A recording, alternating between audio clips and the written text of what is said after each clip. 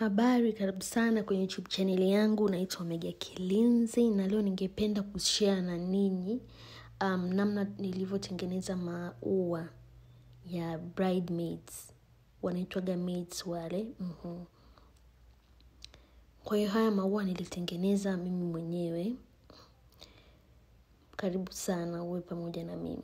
Kwa hiyo mimi peke yangu maua sikuwa nimetamani nichukue artificial. Kwa hiyo maua yalienda kununuliwa asubuhi na manga pale na manga.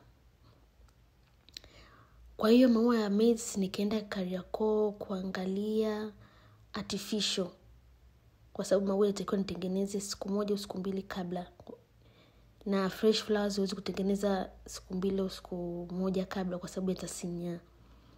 Labda uyaweke kwenye maji na uweke dawa kama aspirin. Kwa hiyo nikawa nimeenda kutafuta maua. Yaani sikupata maua mazuri. Kwanza tutakiwa kwenye maua yetu ni glue gun, glue, pliers, wire. Yes. Na maua pamoja na ribbon. Kwa hiyo hivyo vitu ni vitu vya muhimu sana. Maua nilipata sehemu nyingine kabisa ambapo nilisahau kuchukua picha, ila nitawachia namba za huyo dada, yuko maeneo ya Tabata Segerea pale Darajani. Nitachia namba kwenye description box. Kwa kama unavyoona hapo wire nilienda kununua hardware. Usichukue binding wire kwa sababu unakuwa kama umechafuka na oil fulani hivi. Wewe chukua tu wire wa kawaida. Huo wire nilinunua 2500 ndio. Ambapo niliukata kama mita moja hivi na nikauzungusha. Yaani hiyo place ndio unakatia na huo wire. Maua nilinunua boki moja. Boki moja ilikuwa na maua 9. Ambapo boki moja nilinunua kwa shilingi 8,000. Kwa kama unavyoona hapo hiyo place pia nilikuwa natumia kukatia maua. Kwa sababu maua yanakuwa yana waya.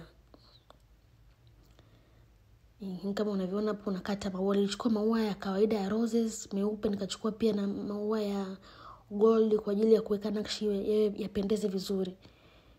Kwa hiyo unakata maua yako na pliers, baadaye maua unayazungusha kwenye ule waya kwa sababu maua pia shina lake ile stem inakuwa ina waya. Kwa hiyo unazungusha pia kwenye hiju ya huu waya.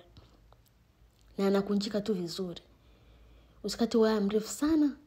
Yes, maua usikatie mbali. Kwa ukishazungusha kama hajakaa vizuri unabana na ribbon. Kwa baada ya hapo unachukua ribbon ya rangi yote. Ribbon chukua ribbon ya nguo, usichukue ribbon ya kawaida. Kwa unazungusha na ribbon na glue gun ienee pote ikae vizuri. Hizi ribbon hizi kama za nguo unazipata kwenye maduka ya vifaa vya ushonaji. Usichukue zile ribbon za stationery. Maana hazitakaa vizuri. Unachukua ribbon nzuri.